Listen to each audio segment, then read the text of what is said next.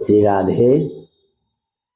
आइए आज 10वें स्कंध के 77वें अध्याय में प्रवेश करते हैं। कल हमने पढ़ा था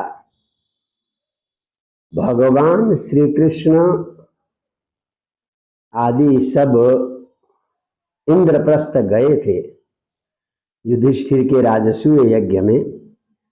इसी मौके को देखकर शाल्वराज सौभ विमान यानी मयासुर का बनाया हुआ सौभ विमान, जो कामक था, इच्छानुसार चलने वाला था, बड़ा मायावी विमान था, उसको लेकर आया, आक्रमण किया और युद्ध में शाल्व के मंत्री द्युमान ने प्रद्युम्न को बेहोश किया था। प्रद्युम्न को बचाकर थोड़ा साइड में ले गया सारथी, और जब होश आया तो प्रद्युम्न बड़े नाराज हुए कि तुमने मुझे जो है युद्ध से दूर कर दिया, बड़ा मेरा अपयश होगा। तो सारथी ने कहा था कि युद्ध में आपत्ति में पड़े हुए स्वामी को बचाना हम सारथियों का कर्तव्य है। मैंने अपने कर्तव्य का पालन किया। तो अब होश आने के बाद प्रद्युम्न उस द्युमान जो सेनापति था साल्व का,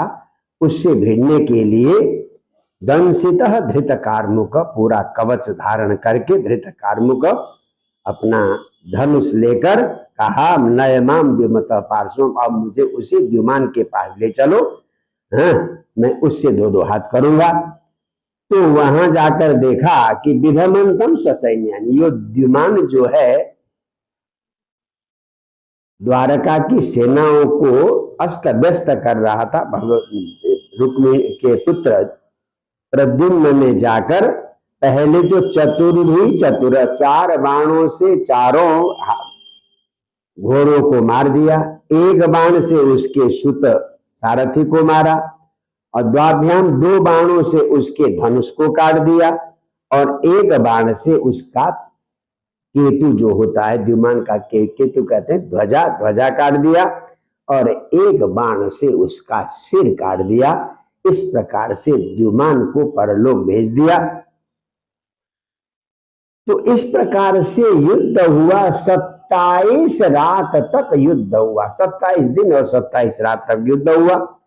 उधर भगवान श्री कृष्ण को, जो युधिष्ठिर के राजसूय यज्ञ में गए थे, यज्ञ तो संपन्न हो गया था, वैसे रुके हुए थे, कुछ अपशकुनों का अनुभव होने लगा। तो निमित्तानि अति घोराणि, बड़े भयंकर भयंकर अपशकुन देखने लगे। द्वारवत्याम ययो, तो उनको लगा कि भाई द्वारका में कोई संकट आया है, द्वारका चले गए। अचान्यायात आर्य मिश्राभिसंगत, मैं सब आर्य मिश्र बलराम के साथ यहाँ आया हूं। इस मौके को देखकर चैद्य पक्षिया, शिशुपाल के पक्ष वालों ने द्वारका में आक्रमण किया होगा, हमारी पुरी को तहस नहस किया होगा। तो भगवान फौरन आए और आते ही अपने सारथी से कहा कि फौरन तुम जो है उस सौभ विमान, जो शाल्वराज का विमान था, उसके पास ले जाओ। तो भगवान वहां चले गए और कहने के घबराने की कोई जरूरत नहीं। तो वहां ले गए और जब उस शाल्व ने भगवान श्री कृष्ण को, अब तक तो 27 दिन हो गए थे, कृष्ण आए नहीं थे क्योंकि वो तो गए थे वहां यज्ञ में। तो जब कृष्ण को देखा, और इसकी भी सेना करीब करीब मर चुकी थी, ये सौभराज की सेना भी, साल्वराज की सेना भी मर चुकी थी। अब कृष्ण को बहुत बड़ी गदा का प्रहार किया, बिना बोले सीधा गदा का प्रहार किया। तो भगवान ने अपने बाणों से उसकी गदा को, उसकी शक्ति को 100 टुकड़ों में काट दिया और इसके बाद 16 बाणों से उसको बीध दिया भगवान ने।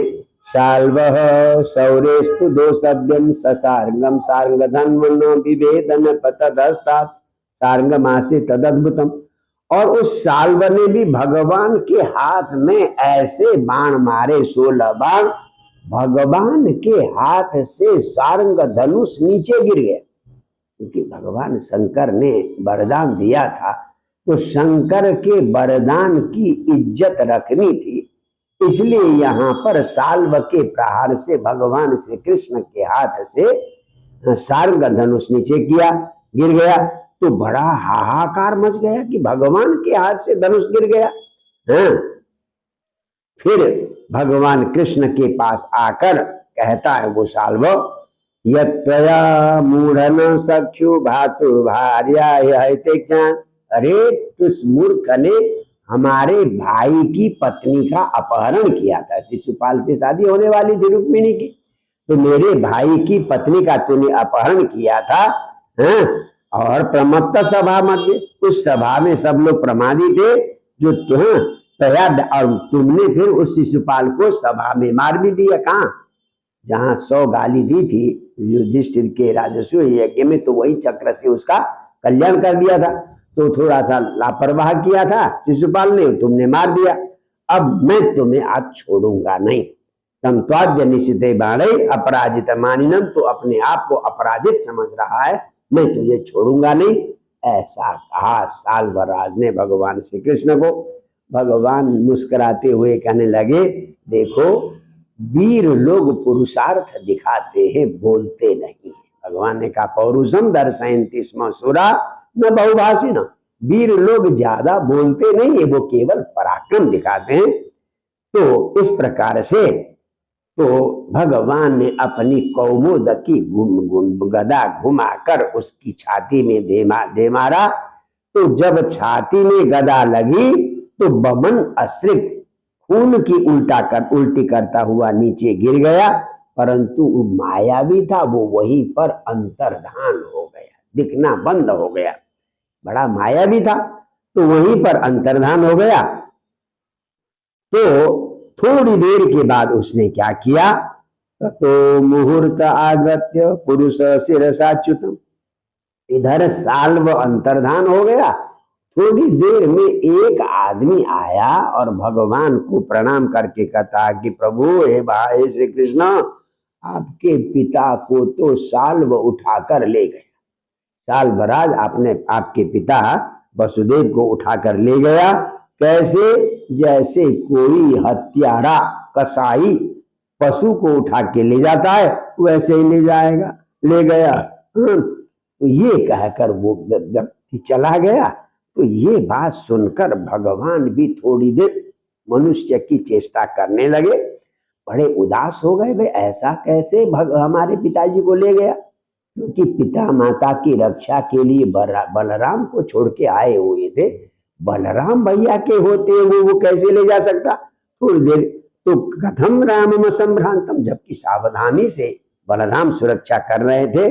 जो असुरासुर अजय, बलराम तो देवता और असुरों से भी अजय है, उनको जीतकर कैसे ले गया? तो इस प्रकार से सोच ही रहे थे, तभी भगवान के सामने वो सौभराट यानी साल्व आया और वासुदेव को पकड़ा हुआ था। वासुदेव जैसा व्यक्ति ले आया और कृष्ण से कहने लगा, देख तेरा पिता लाया हूं, ए सते जनिता तात यदर्थमी बस, ये तुम्हें पैदा करने वाला तुम्हारा पिता है वसुदेव, जिसके लिए तू जी रहा है। अब तेरे देखते हुए मैं इसका वध कर देता हूं, तेरे पिता का वध कर देता हूं। ईशस्य पाही बाय मूर्ख, अगर हिम्मत हो तो इसकी रक्षा कर ले। इतना कहते कहते अपने तलवार से सिर काट दिया।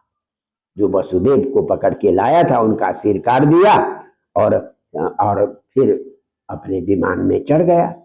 भगवान थोड़ी देर दुखी होकर चिंतित होने लगे और थोड़ी देर के बाद देखा कि न तो सौभराज है, न साल्व है, न उनकी मरी हुई बोड़ी है।